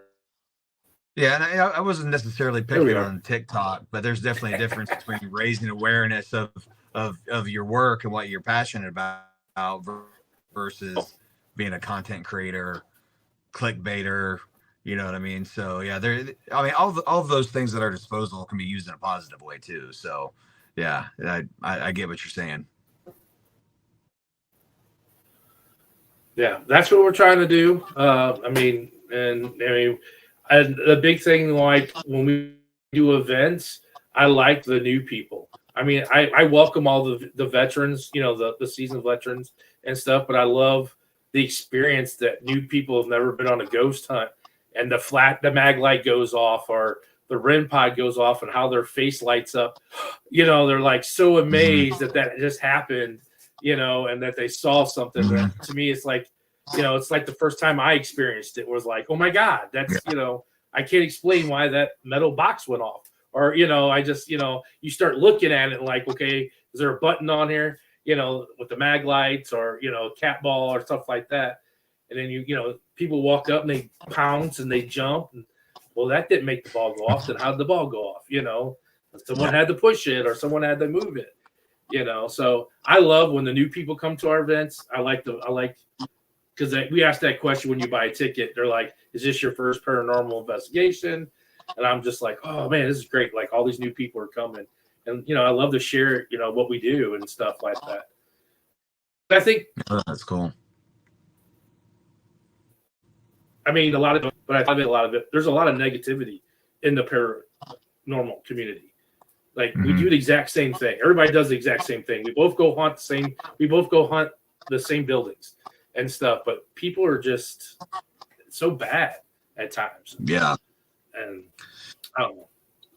Yeah, there's like I probably just went off on your question. No, there's a lot of weird egos and like turf wars that seem to happen in some of these locations. I've never really bought into any of that. Yeah.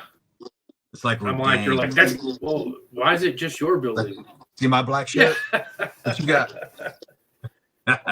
Yeah. Well, a funny thing about, you say that, but like at Glore Psychiatric Unit in St. Joe, we put a Haunted Souls Paranormal shirt on the dummy laying on the morgue table down there. And we did it as a joke, thinking, we autographed it and we left it on her, thinking, oh, somebody's going to come and cut it off. And it was a joke because, it was just, we had been there prior and we named him Ronaldo as a mannequin. We were hanging out with him and stuff. So when we got back, did we lose him? No, I'm here. Okay, there he is. So when we got there the second time, we put a shirt on him and stuff and took pictures with him. And I told Jared, the guy that owned it, I said, oh, we forgot to take the shirt off him. You could cut it off him or everything. Friends of ours, Lauren and them, went back a couple weeks ago to Glore, and his shirt's still on him. They kept the Haunted Souls Paranormal shirt on him. That's going to be like, they showed us a picture with them. Oh, yeah, they took a picture with them. That's like, hilarious. oh, no, it's fine. We'll just leave it on them. That's fine. I'm like, okay. I'm like, can't be happy with other people. Like you say, the turf war, someone else coming through and be like, what the hell? Why has he got this shirt on? Yeah. So you guys should check out Post Town Elementary. Yeah, you guys should check out Post Town Elementary sometime. I was looking at that one too. I got a big old list of things and just texting people, emailing them, trying to get them to call back and stuff is just, and places are up now so crazy. Mm-hmm. Yeah, absolutely. I know, like Edinburgh, they don't have any weekends for the whole year. What's Edinburgh? Edinburgh Manor. It's in Indiana. Edinburgh Or is it in Manor. Iowa? How do I not know this? Yeah, it might be in Iowa. Yeah, it doesn't ring a bell. Yeah, it's all. Yeah, it's in Iowa. It's up in Iowa. It's already booked up for every weekend in the next year. I'm like, Jesus Christ. Yeah. So. Wow. But we thank you for coming on, Matthew. Thank you. Yes. We'll have to get together and investigate. I would love to go investigate with you guys. Yeah. With you. Yeah, if you ever head this way, man, hit me up and if nothing else. Let me tell you something. I have the keys to a building here in St. Louis that's not very a friend of mine, Nicole, she runs St. Louis Haunted Mansion here in St. Louis. It's not the Limp Mansion, it's a different mansion. And I can go there anytime I want when you guys are down here. I don't know how much time you're gonna have when you're here for the convention and stuff, but yeah, it's a building that we can investigate and stuff. We've gotten some really cool. It used to be a gangster restaurant. Oh, cool! Wow. And stuff. Yeah. Well, I'll keep that in mind. I know I'll probably come in like the night before the conference, so I'll see how I do on time. Yeah, I mean we can go during the day or anything. We don't have to go at nighttime, so we can go anytime we want. So, but I appreciate your spending your time, man. Sorry that our time got mixed up. No, man. No, that's fine, man. It worked out. It was good talking and catching up with you guys. So I appreciate you having me on. And anytime, we'll see you in a couple months then. All right, sounds good, my friend. Yeah. All right, thank you. Take care. All right. Yep, thank you. Bye-bye. Oh, he was cool. That was funny.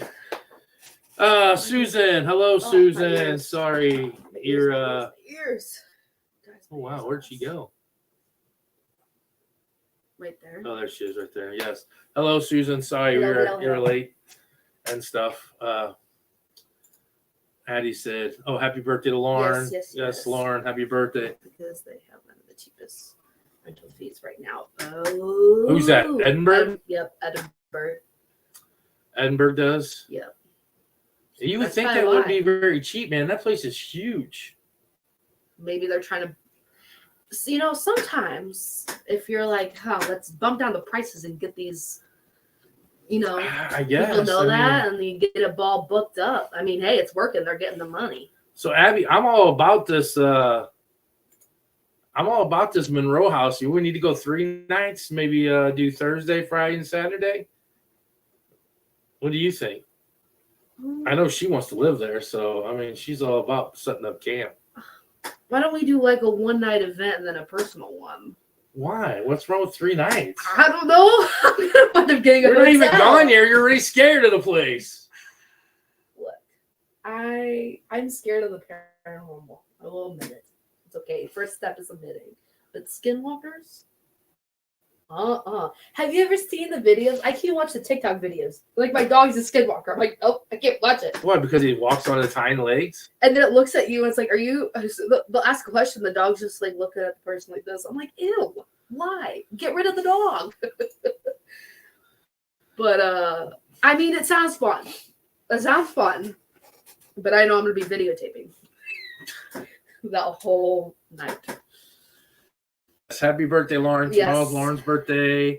She's got a big investigation on Saturday. It's actually Lauren's investigation.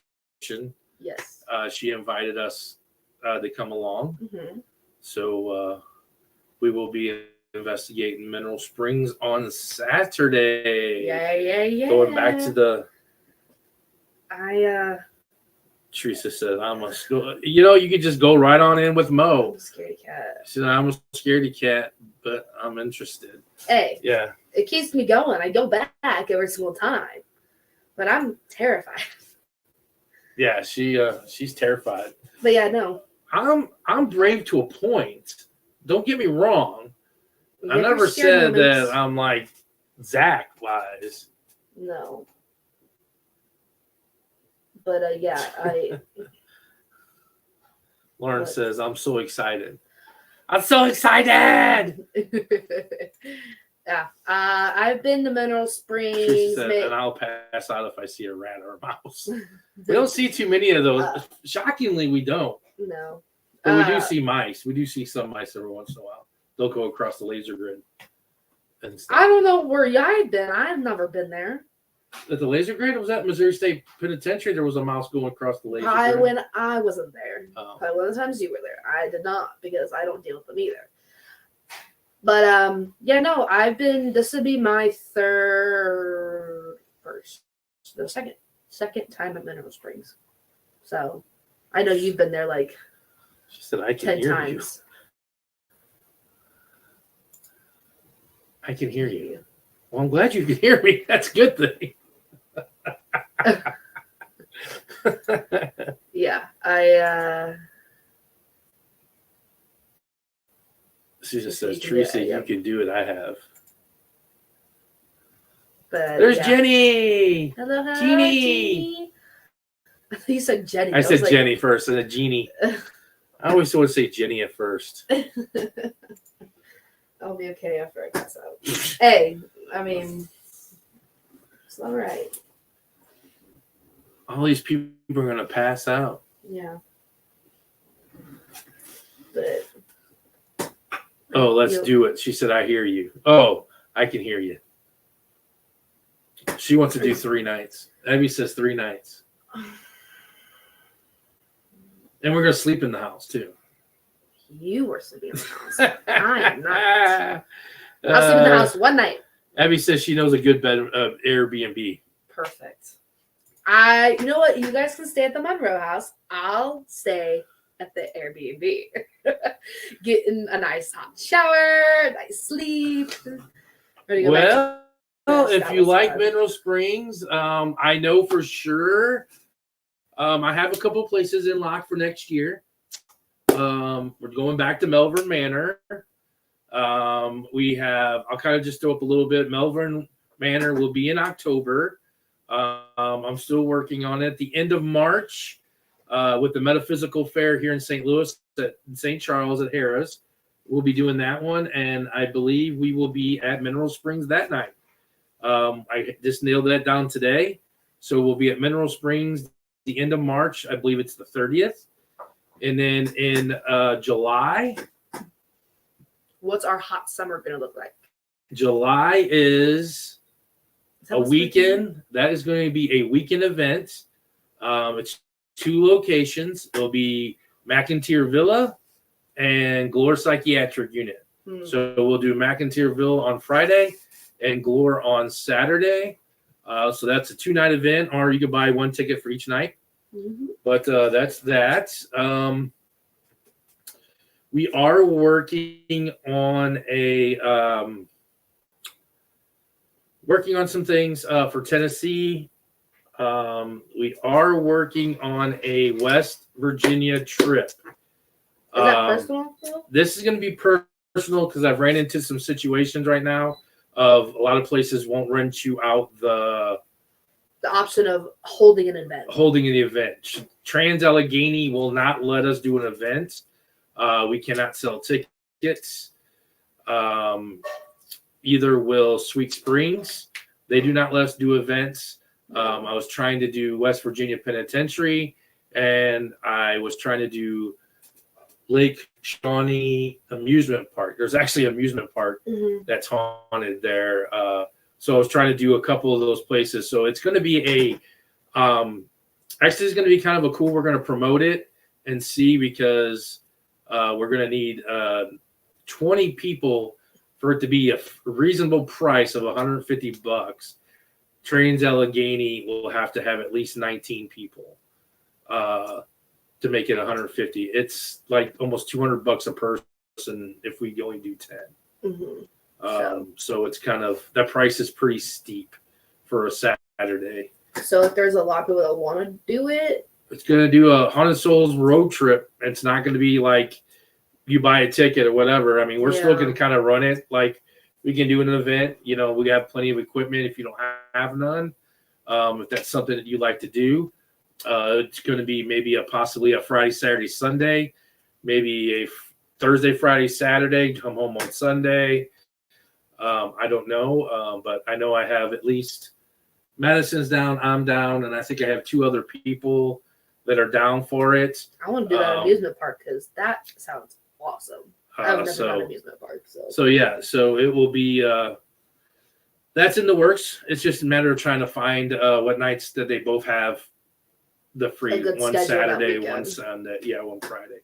I'm shooting maybe April or August, one of those 2 times. They said it's very cold right now in West Virginia, so it's determining on what the weather is going to be like and stuff. So that's personally for me. I say April because I am a college student. We are going to be holding hands with Maddie and I'll hold hands. But I'm telling you right now, if I run, I will let go. Me and the ghosts. Jeannie said, woohoo! Yeah, Jeannie. Going back to Mineral Springs. Where's Mineral Springs this weekend? That's in Alton, Illinois. Yeah, that will be in Alton, Illinois. Yes. It's a private event, so it is.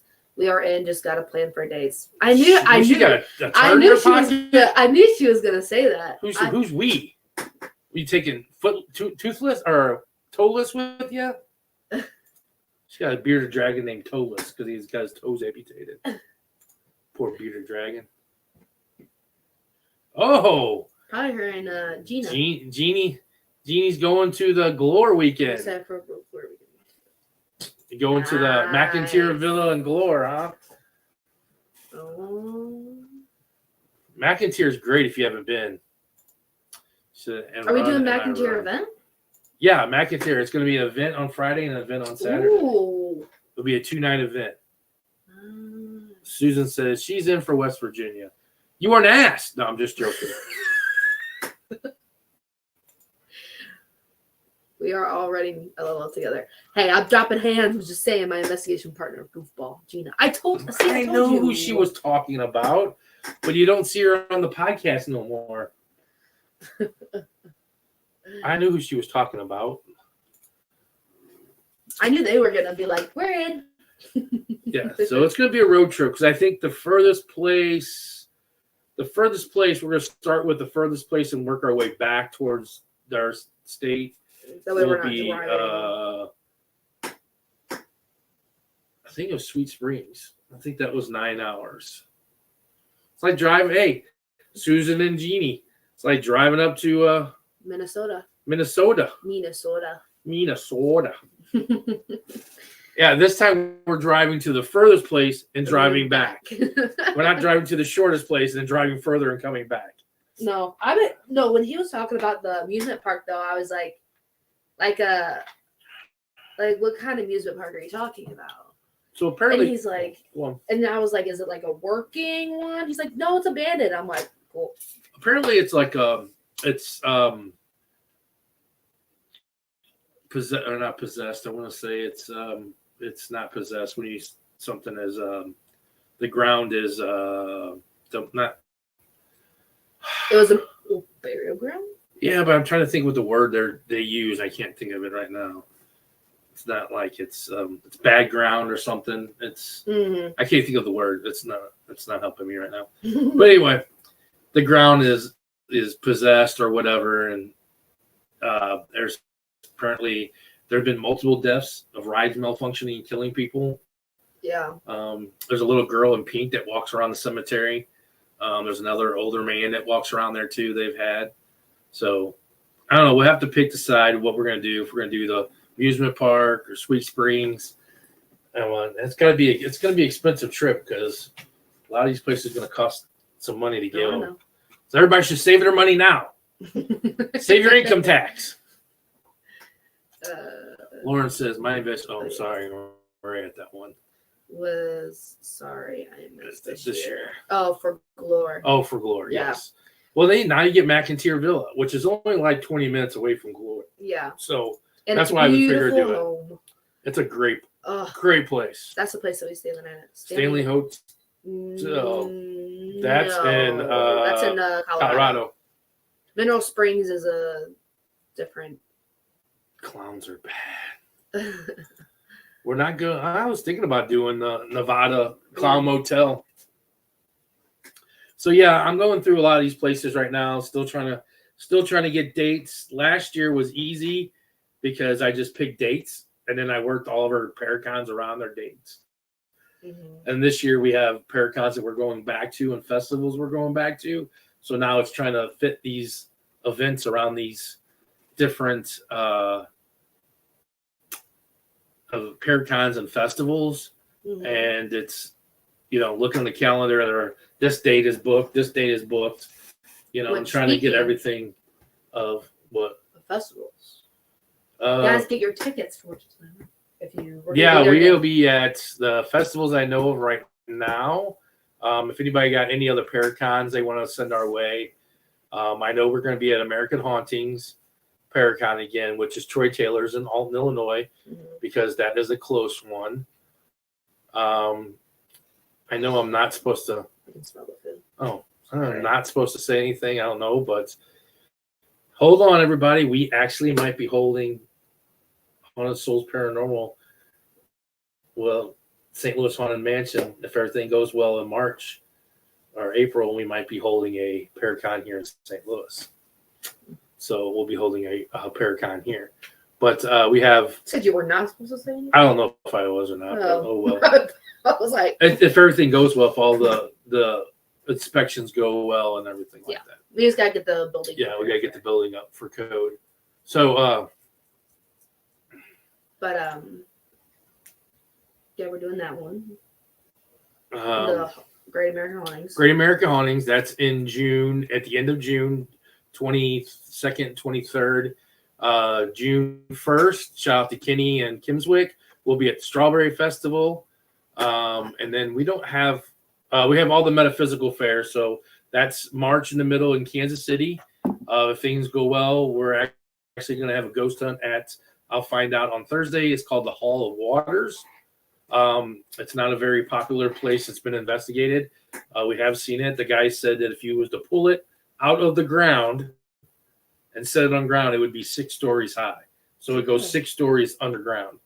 They have an Olympic-sized swimming pool in there. They have a men's spa, a women's spa. It's kind of like Mineral Springs. They used to heal people. Would come and try to get. Oh my gosh! Yeah, it's a really big place. He said it's really big. So hopefully that will be in the middle of March with KC Metaphysical Fair. At the end of March, KC Metaphysical Fair will be in that fair.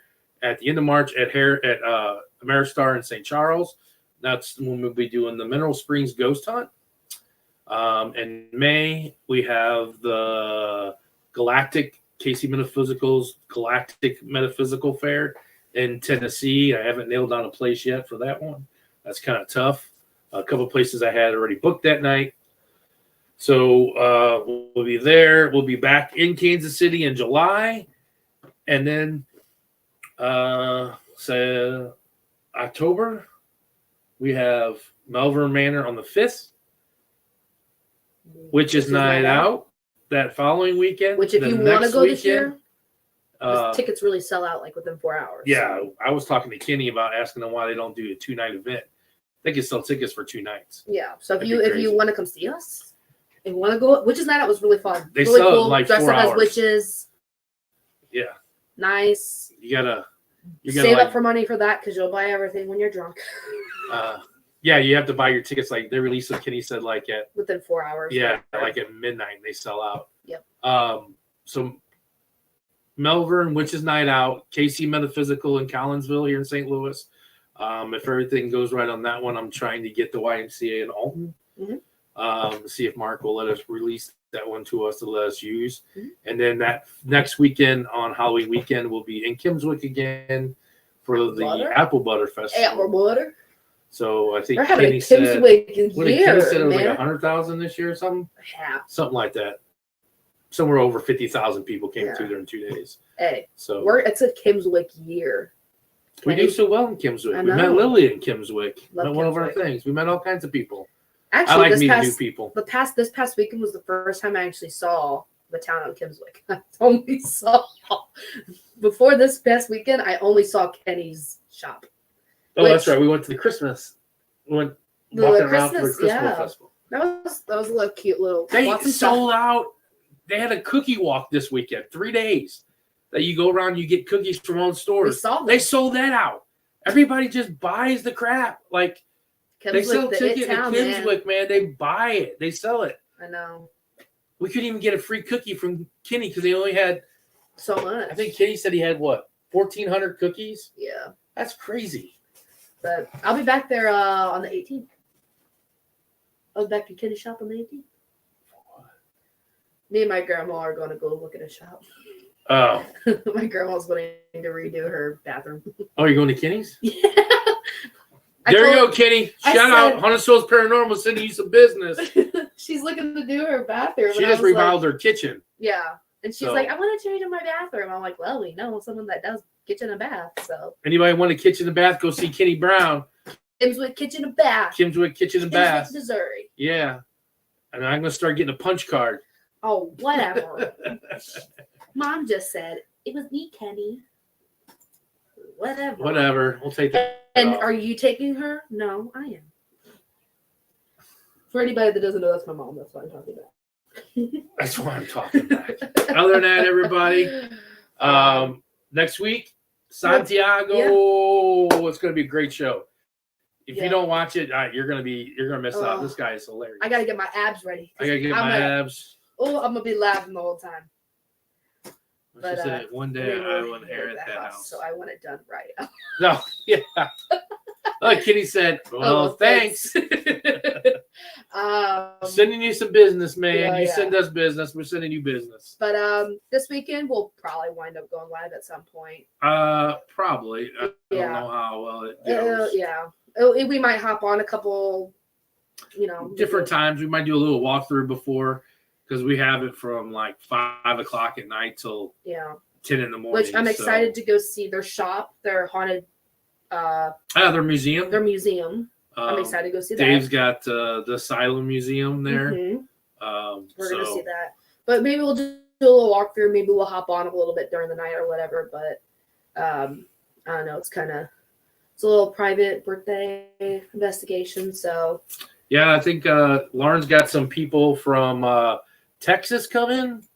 Texas And one from Oklahoma. I think ain't that correct, Lauren?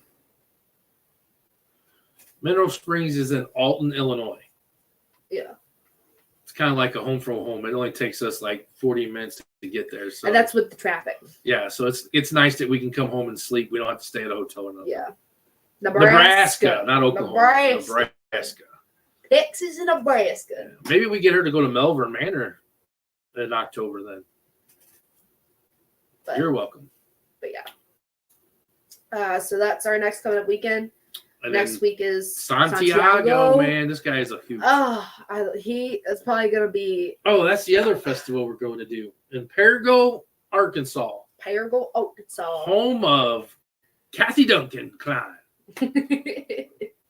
Cat is from Parago, Arkansas. They're going to have the High of Nations going to be down there. Yes. With Scarefest 2.